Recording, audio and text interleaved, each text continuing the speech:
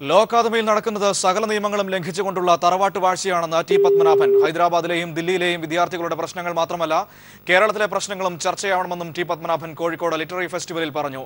നരേന്ദ്രമോദിക്കെതിരെ എം.ടി. വാസുദേവൻ നായർ മോശമായിട്ടൊന്നും പറഞ്ഞിട്ടില്ലെന്നും അദ്ദേഹം പറഞ്ഞു. അതേസമയം ലോ അക്കാദമിക്കെതിരായ ആരോപണങ്ങൾ സർക്കാർ പരിശോധിക്കുമെന്ന്, നിയമലംഘനങ്ങൾ കണ്ടെത്തിയാൽ കർശന നടപടികൾ സ്വീകരിക്കുമെന്നും എം.എ. ബേബിയും വ്യക്തമാക്കി. വിവരങ്ങൾ സിജു കണ്ണൻ കോഴിക്കോട് നിന്ന് നൽകും. സിജു, ഈ സാഹിത്യവേദിയിൽ ലോ അക്കാദമി വിഷയങ്ങൾ സംവാദത്തിൽ ചർച്ചയായപ്പോൾ എങ്ങനെയാണ് വിഷയം ഈ സംവാദത്തിൽ ടി പത്മനാഭനും ഒപ്പം എം.എ. ബേബിയും ചർച്ച ചെയ്തത്? മനു, കോഴിക്കോട് നടക്കുന്ന ലിറ്റററി ഫെസ്റ്റിവലിൽ ഇന്ന് രാവിലെ എം.എ. ബേബിയും ടി പത്മനാഭനും ഉൾപ്പെട്ട് നടന്ന ഒരു സംവാദ പരിപാടിക്കിടെയാണ് ടി പത്മനാഭൻ കേരളത്തിലെ കോളേജുകളിൽ നടക്കുന്ന നിയമലംഘനങ്ങളെ കുറിച്ച് വിമർശനവുമായി രംഗത്ത് വന്നത്.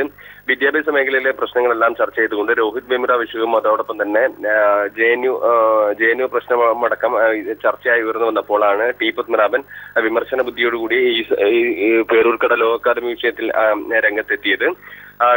ഹൈദരാബാദിലെയും ജെ.എൻ.യുവിലെയും പ്രശ്നങ്ങൾ ചർച്ച ചെയ്യുമ്പോൾ കേരളത്തിലെ കോളേജുകളിൽ നടക്കുന്ന കാര്യങ്ങൾ നമ്മൾ കാണാത്തത് അത്യന്തം ദുഃഖകരമാണെന്ന് ടി പത്മനാഭൻ പറഞ്ഞു. പേരൂർക്കടയിലും നെഹ്റു കോളേജിലും അതോടൊപ്പം തന്നെ ടോംസ് കോളേജിലും എല്ലാം നിയമലംഘനങ്ങളാണ് നടന്നുകൊണ്ടിരിക്കുന്നത്. പേരൂർക്കട ലോ അക്കാദമിയിലാണെങ്കിൽ ഒരു കുടുംബം പൊതുസ്വത്ത് കയ്യേറിക്കൊണ്ട് ആധുനിക സമൂഹത്തെ തന്നെ പരസ്യമായി വെല്ലുവിളിക്കുന്നതാണ് കാണാൻ കഴിയുന്നത്. ട്രസ്റ്റ് എന്ന് പറഞ്ഞാൽ പേടിക്കേണ്ട ഒരു സാഹചര്യമാണ് നിലവിലുള്ളതെന്നും എല്ലാ സ്ഥലത്തും ട്രസ്റ്റുകൾ ആജീവനാന്തകാലം കൈയടക്കി ഭരിക്കാൻ പറ്റുന്ന ഇടങ്ങളാണെന്നും ട്രസ്റ്റുകളെ ഭയക്കണമെന്നും ടി പത്മനാഭൻ പറഞ്ഞു.